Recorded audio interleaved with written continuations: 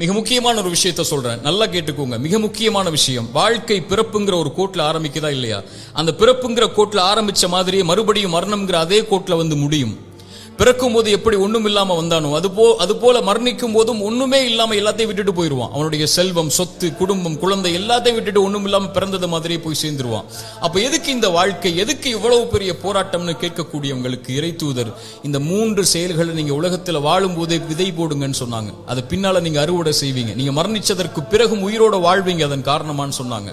அந்த 3 விஷயம் என்ன தெரியுமா? முதல் விஷயம், இறைவன் உங்களுக்கு செல்வம்னு ஒண்ணு கொடுப்பான், அது பிறருக்கு இந்த உலகத்திலேயே கொடுத்து உதவுங்க. அதன் மூலமாக ஒருவன் பலன் பெற்றிருந்தால், அதன் மூலமாக இன்னொருவன் பலன் பெற்றிருந்தால் அந்த தொடர் நன்மை உங்களுக்கு வந்தடையும்னு சொன்னாங்க.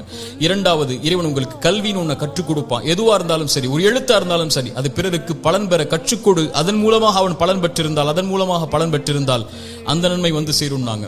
மூன்றாவது, இறைவன் உங்களுக்கு குழந்தை ஒன்று கொடுப்பான். கணவன் மனைவி நோக்கமே அதுதான். அந்த குழந்தையை நல்ல முறையில் வளர்த்தெடுத்து அந்த குழந்தை உங்களுக்காக பிரார்த்தனை செய்யும் அளவிற்கு நீங்கள் வளர்த்திருந்தால் அந்த குழந்தை செய்யக்கூடிய பிரார்த்தனைன்னு சொன்னாங்க.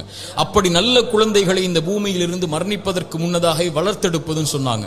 இந்த 3 விஷயத்தை யார் இந்த பூமியில் மரணிப்பதற்கு முன்னதாகவே உலகத்தில் விதை போடுவாரோ அவர் மரணித்ததற்கு பிறகும் அதை அறுவடை செய்து கொண்டு இந்த உலகத்தில் உயிர் வாழ்ந்து கொண்டே இருப்பார், இந்த உலகம் அழியும் வரைன்னு சொன்னார்.